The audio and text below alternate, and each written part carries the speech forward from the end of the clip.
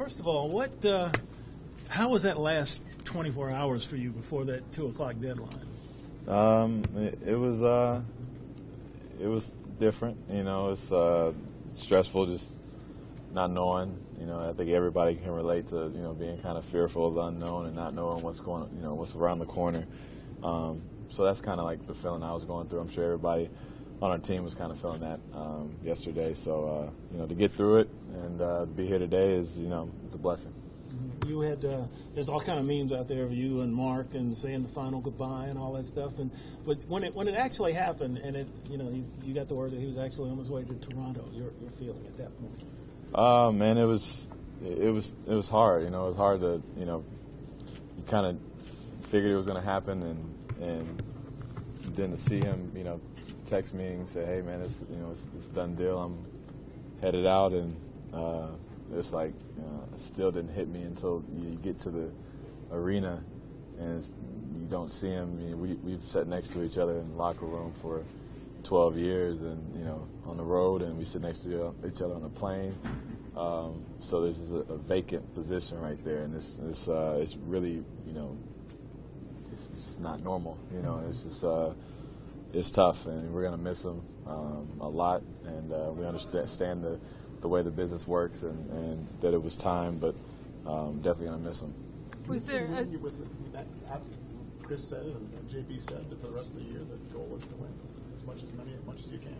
Yeah, the goal is to win, man, and that's all I know. I wouldn't want anything other than that. So, I'm here. We've got guys coming in to accomplish as much as we can accomplish in this short period, by the end of the season, and hopefully make a run and try to get as many wins as we can and be knocking on the door for the playoff spot. This will be huge in terms of the point guard would be the guy who's been here. Do you feel you've always felt the responsibility for the franchise, but bringing Jonas in and Devon, what's your role going to be in all of that?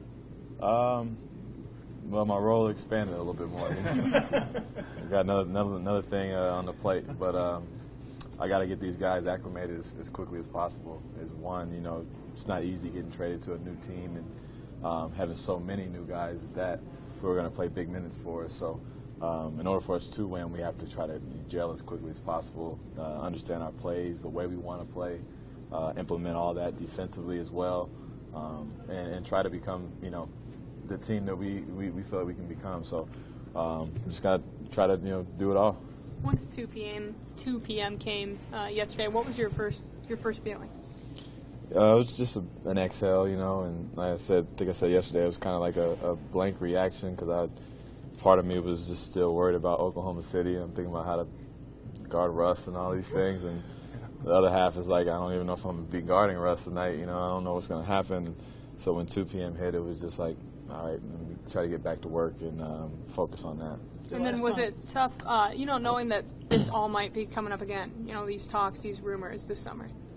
I'm not trying to think about it right now. I think as much as I went through the last 2 weeks, or however long it's been, I kind of want to put that in the back seat for now and cross that bridge when we get there this summer. You were part of a rebuild with this team before, but you're on the front end of it. Now that you're on the back end, after 12 years here, the differences in that.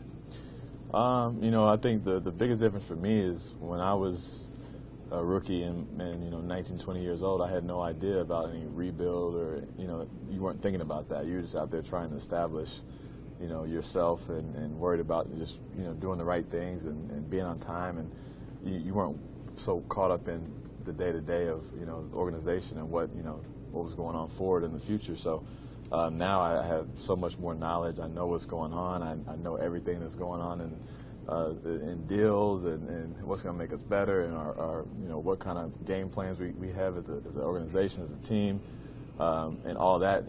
Still you have to go out there and lead these guys and be the guy and the mentor and the guy these guys can count on. And I never had to do that as a youngster in the league. Obviously different positions, but do you take it on yourself to try and prime Jaren Jackson to be the guy in the future? Yeah, man, Jaren's he's a star, man, and I'm just excited that I get to play alongside him and try to expedite his development as quickly as possible. to get him to the level that he can carry this franchise. Because we've all seen what he's capable of doing, and he's an exciting player, and we've got a good one in him, and we're excited. What have you seen from the young guys like Ivan and Bruno just getting his opportunity? Very happy for Ivan. Very happy for Bruno. Ivan's been, he's had a rough early start to his career, just up and down, and for him to finally get opportunity shows all the work that he continued to do, regardless of if he was playing or not, throughout the first couple years of his career. And Bruno, he's had opportunities other places and never really stuck, and he's came here and really has made his mark for us. So excited for both of them. And your own guys like Javon and Yuta, they get a chance to come on. They're going to get some more run here. Yeah, Javon and Yuta, they have no choice. They have to continue to take the bumps and bruises and get better as the weeks go on. And they've been doing a great job just being thrown into the fire the way they have been. And even like last night, we didn't have that many guys, and everybody that went in the game played as hard as they could, and there was no regrets out there. Guys were just really trying to do the right thing, and I'm just happy that guys are taking that kind of mindset. Put in a surreal position for the last 2 weeks. Is there any sense that it could have been handled differently? Are you okay? Obviously, they communicated with you every step of the way, but you were also still out there.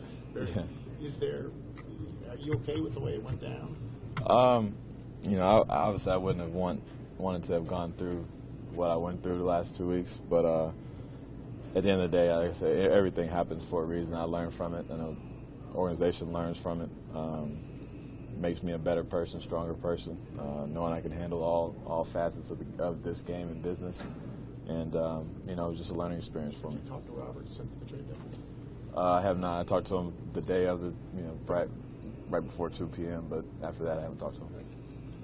Would you have preferred that the organization had not put it out, that you guys were on the block and just done it all behind the scenes?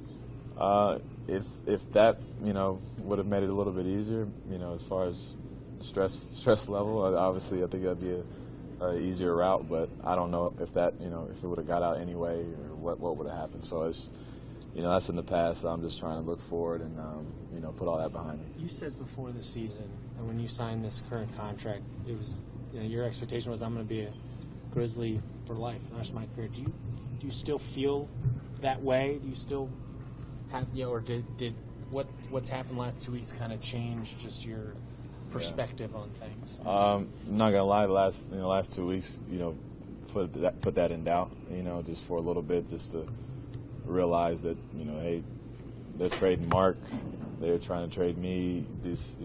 We've come to a point, and so it definitely, put what I believed 2-3 years ago on the table, and just like, hey, it might not happen. And I was just trying to prepare myself either way, being ready for if I did get traded, and trying to be able to accept that, and then still be able to function if I didn't get traded, which I obviously haven't. It's good to see you all again, so happy to be back.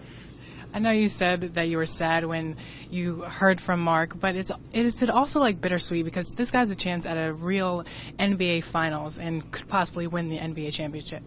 Man, I'm really just happy for him. I told him that today, last night. He sent me a picture, of his jersey and stuff and his hotel, and I'm just like, man, I'm really just excited for you, man. You really deserve this opportunity.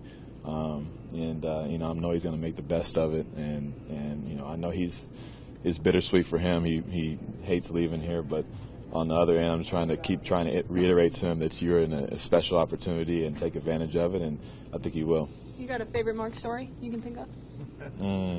Favorite Mark story?